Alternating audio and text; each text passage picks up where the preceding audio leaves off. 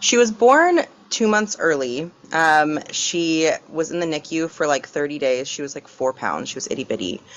In the NICU, she had a couple of weird episodes of like breath holding that delayed her release from the NICU a couple times. But they were always seen as pretty normal, or maybe she was choking. And so we were just kind of given instruction on what to do for like aspiration, things like that. Um, and then we had her home for 2 weeks, and that's whenever she stopped breathing and had a full blown seizure in the kitchen.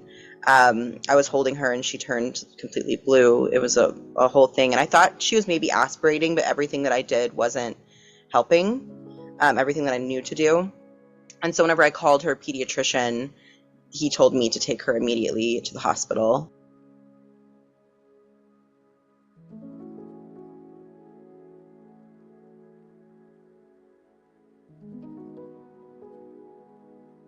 So we ended up going, and that was whenever they said the acid reflux stuff. They kept her for a few days, but that was really it.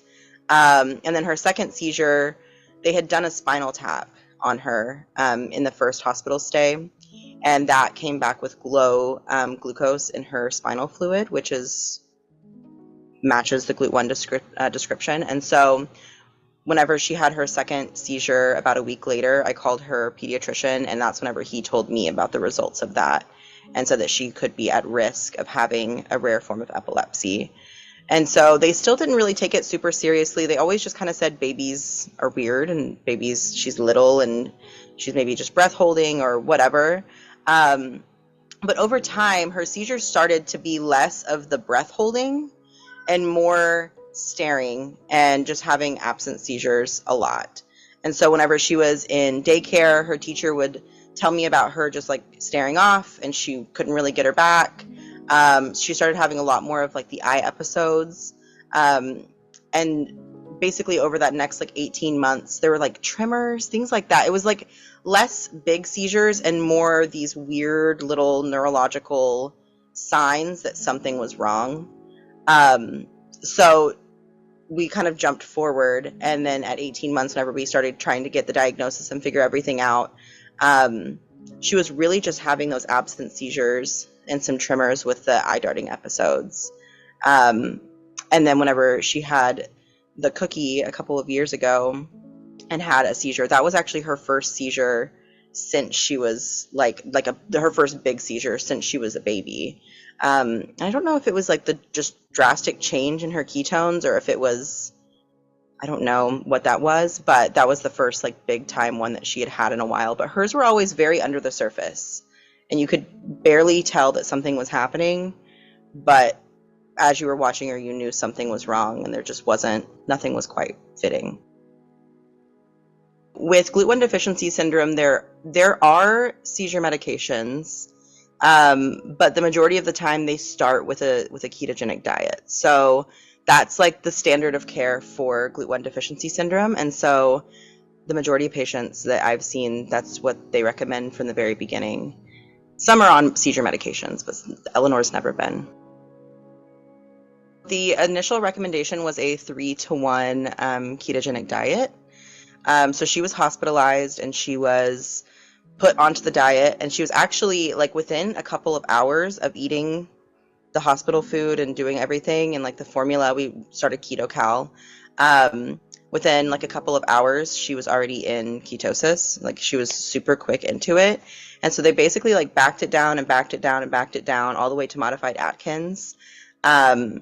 And so we started with that. So after about a week and a half in the hospital, that's kind of where we were. And it seemed to work really well for her, but there was no real other treatment option for her at the time. That was all that they could give us.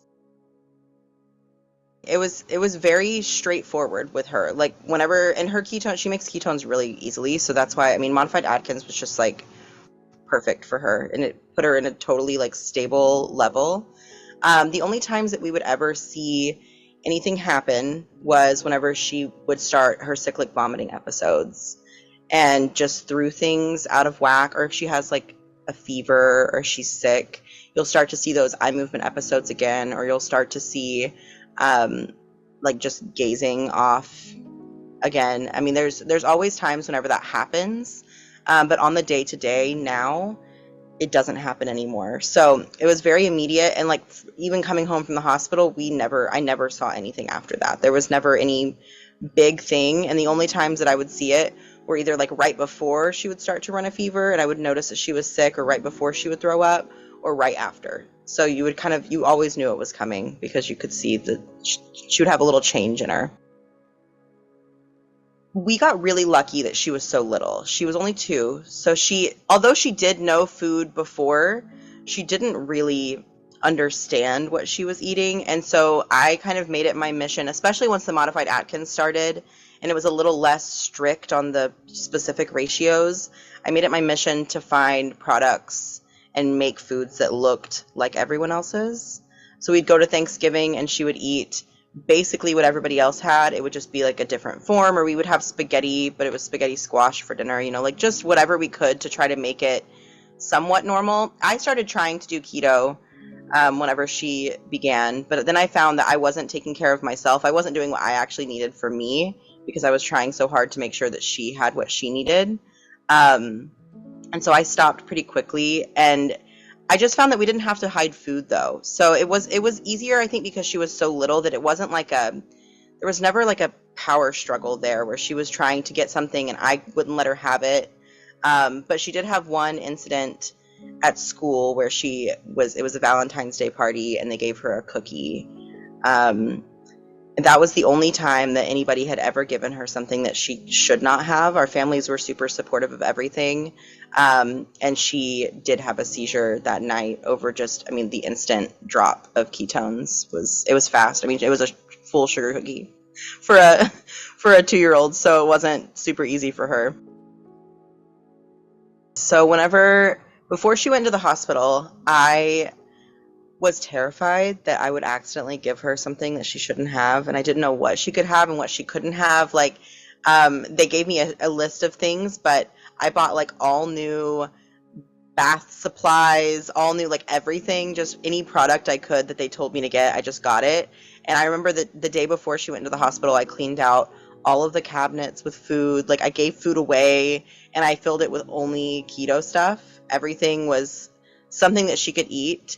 But over time, I did learn that it doesn't have to always be all or nothing. And there are ways with Modified Atkins to fit normal foods in, quote unquote normal, but normal foods in with keto foods, and they kind of just mesh together.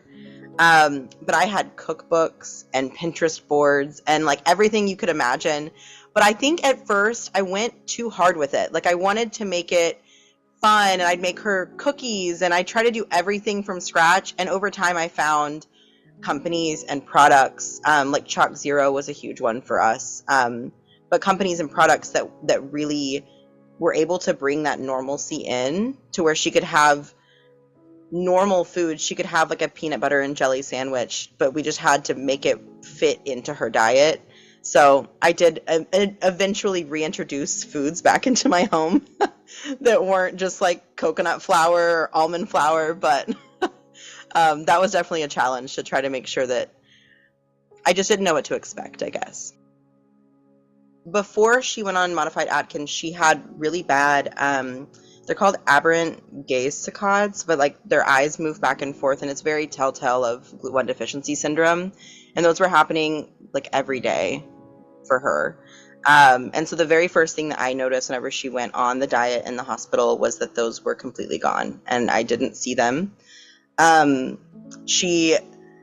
took a little bit of time, but she was nonverbal whenever she started. She was only 2, but she wasn't really saying any words. And over the next 6 months, she was like running and talking more, and we did lots of therapy, but the therapy was actually improving things, and it was helping her move forward instead of just like kind of staying in the same place. And so that was really, I felt like I saw so much difference in her. And with Glut-1 Deficiency Syndrome, it's like a brain energy thing. And so whenever you switched it, it was just like a whole new kid completely. The seizures were gone. She hasn't had a seizure since the Valentine's Day, like 2 years ago. And I just felt like we were really lucky that that was something that we got to experience and like watch, because although I can't fix it, I was able to do something that actually changed the course of her life completely, which was amazing.